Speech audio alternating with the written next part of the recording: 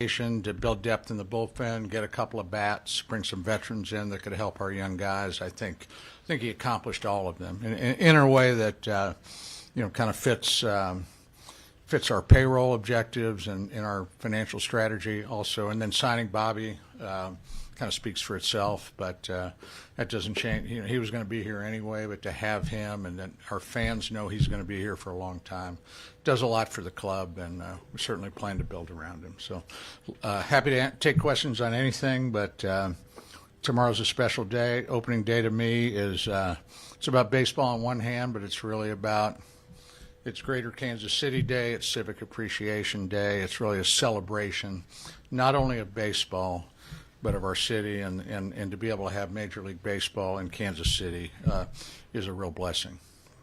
We'll do it like we usually do in this room. Just raise your hand and we'll get to it. John, I wanted to ask you about your release today about Oak Street. Yeah. A couple of questions off of that. How does that change? Obviously, the stadium that you guys released the blueprint of covers over Oak Street. How does that change what the stadium's going to look like or where it's going to be placed? It doesn't really change much about the stadium. That's simply about keeping Oak Street open. If we listen to the community, we listen to the mayor, the city council, certainly the people in the Crossroads Community Association, and it became clear to us that that was important that stay open as a north-south artery. It's a key part of the neighborhood, both for car traffic, pedestrian, and bicycles. So we basically just agreed that that would stay open. It does not really modify much of our stadium. Won't change anything about fixed seating, attendance. It's just that it keeps that artery open where it would have been closed, to locusts. And I wanted to ask you more about the ancillary development. Or, I don't know, are you guys calling it an entertainment district? Like, what do you anticipate is going to be part of that? And does this change affect that at all? I don't think it changes. A lot of that will be discussed after April 2nd. With the city and the neighborhood. We're going to have when people say entertainment, I think that district will be light on entertainment. Power and Light's right north of us there. I think that the entertainment component, it's going to organically happen around the stadium. When I talk to the people in the Crossroads, there's some breweries and there's some places, just south of the stadium, which will become, I think their businesses will boom, and they'll be part of that neighborhood. Like I'm not saying it's like the Cubby Bear or Murphy's Bleachers in Wrigley, but I think there'll be an organic entertainment district that will evolve, and then we'll be focused on certainly a hotel, residential, that type of thing in conjunction with the stadium. You still anticipate $1 billion private investment in that area? We do. We think there'll be $1 billion investment, I would say minimum, and we'll continue as time goes on. We'll continue to want to acquire around the ballpark, like you see in a lot of areas. And I would think it would happen in more than one phase. Yeah, to be clear, so you're still saying your hotel and offices would be there, they just would be on the other side of Oak, and Oak would stay open? Oak would stay open. Oak would stay open, so home runs into the street like that, I mean, is that kind of the deal?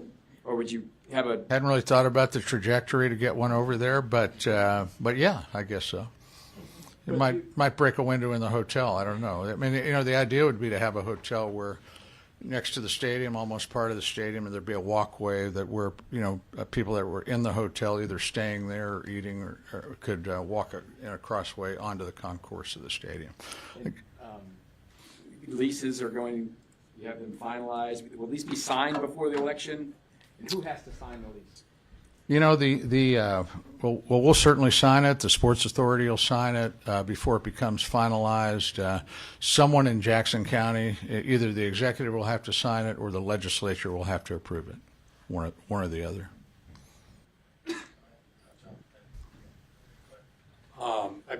I think a critic to this announcement this morning would say that you guys are doing this today just to try to get more people to vote yes.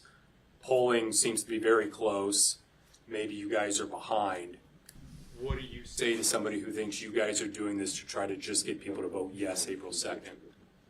I would say that we're listening to people in the neighborhood. I think really from the beginning, the Crossroads Community Association, people in the Crossroads, businesses, the mayor and the city council expressed a strong preference for that to stay open. We did our original design with that closed, but that's really, Jonathan, really in reaction to listening to people in the community. Neil? How confident are you? How comfortable are you? Able to sleep at night, or are you nervous? You mean about the vote? I mean, I don't sleep that well anyway, but actually probably more excited about Cole Reagan's tomorrow and what he'll do than I am thinking about the vote. But certainly I've been very engaged in this process. I knocked on doors over the weekend. I went to churches on the east side, attended a couple of labor events over the last week, went to a neighborhood meeting in the Jazz District at 18th and Vine last night. So, I've got my ear to the ground. I got a pretty good feel for, I think, certainly spent some time with people in the Crossroads. Probably less informed on or less close to Eastern Jackson County. We got some, I think the Chiefs are spending more time out there in Eastern Jackson County or here.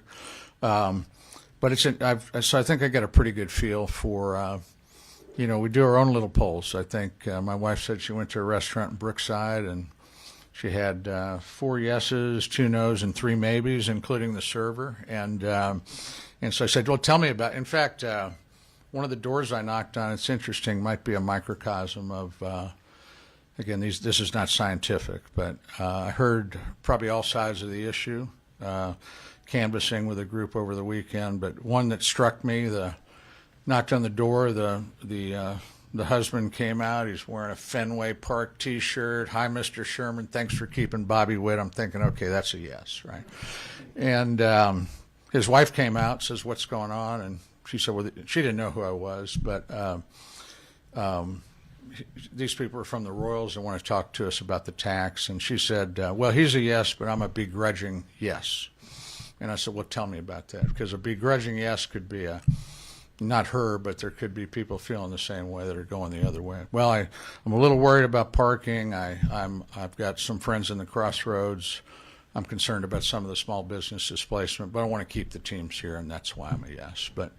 And then she didn't know who I was, and her husband told her to go get a camera. He's the owner of the Royals, and she said, "Oh, I didn't know that." And anyway, she thanked me she said, "Thanks for getting my husband excited. Now he can clean the house." But anyway, I think the feel when you ask the question, what keeps me up at night? I think it's really thinking about this decision, this process for our ownership group I think I've said this before. This is the most important thing that we'll probably do while we're the stewards of this franchise. We want to win baseball games. We want another parade, but this is about the future of this franchise. And in this case, it's about both these franchises. So it's really about, I hope that my objective is to keep this team in Jackson County and Kansas City to sustain ourselves as a major league city. I think a lot about our founders, Lamar Hunt and Ewing Kauffman, and I take the legacy of Ewing Kauffman and all that he did to keep this team here, and that really is what keeps me up at night. This is the route this is the path that we want to take, but I take that responsibility very seriously. This will be your 5th opening day. Is this the highest expectations you've had? That's a great question. I'm trying not to play the expectation game, but I think, Vern, that we've done a lot to make this team better. I'm particularly encouraged by the mix of veterans in the clubhouse, the energy, the younger, setting an example for the younger guys. No, I would say that my expectations are high, but I'm not sure I know what they are. I think time will tell. We start playing for real tomorrow, and I'm excited that we've added depth. We've added our rotations better, our bullpen's better, our young guys should be at another level, and we've added some veterans to the clubhouse. Karen?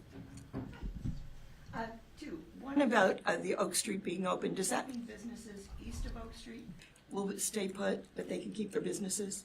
There'll be a lot of there'll be discussion on the other side of April 2nd about that whole development. And what we said today is that we will keep Oak Street open. There'll be a series of discussions with the city council, and the businesses in the area as to how that will play out, after April 2nd. And the other one, this is not a negative, this is just a curious. Have you kind of looked at the season with the high hopes, and if for any reason things are turning a different way, have like a plan B strategy of this is what we'll be patient with, this is what we won't be. We don't want to get off to a slow start. Talking about the team and the team's Yeah, performance. not sorry. Threw the curve there. I really rely on, one thing I'd say about the question about, I think I put JJ and Q in a tough spot last year, made a change at the top. They were all in new jobs, young players. I think Sam, is it 8 people? There's 8 players on this roster that were on last year's opening day roster. It's either 7 or 8. 7. That's a pretty significant revamp. I just think I will go with the experts in that. JJ and Q and the coaching staff. We got 26 young men playing this game. We hope they gel as a team. And there's going to be ups and downs in 162, which, actually but you don't panic when you're in a downturn. I think last year it was hard with all the young players, right?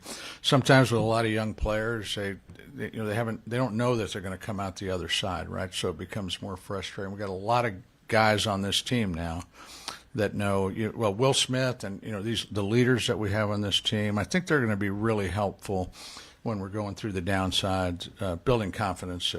But I'll rely on Q and JJ in terms of managing the clubhouse, and I'm a supporter there. John, you spend a lot of time in out of spring training, and I know that you get to know all these guys and you're watching. What were your observations of what you saw? Not wins and losses, but just chemistry and the group that you have in spring training. I did see I thought I saw a looseness that maybe I hadn't seen before. Maybe more confidence. That may be the result of the veterans. Yeah, I made 3 trips down there. In fact, I maybe you were interviewing Vinny in the dugout when Bobby started throwing stuff at him. That was just a little bit of an incident that I thought this team is looser. But no, just talking to the veterans, I just think again, you have to wait. We'll see how they gel, right? We're going to be better on paper, but it's better on paper. Maybe you hit your fan graphs or your whatever the projections are. But if you can gel as a team and play together and play to win and do the things that sacrifice your own game for the good of the team first, that results in extra wins. It's not measured by the analytics group. So I think that's what I'm excited to see. But it's a new group, and they're going to have to. But I think guys like Adam Frazier played that role in Baltimore. Will Smith's won 3 World Series in a row. I asked him to buy me a lottery ticket, and but anyway, I think it'll be exciting. The baseball operations group expanded quite a bit, especially with the research and development team. I wondered analytically just how important that is, that growth is to what you guys are trying to do just with the analytics team. Yeah, I think we added a lot of. One of the things, and DMAC would tell you this, I think.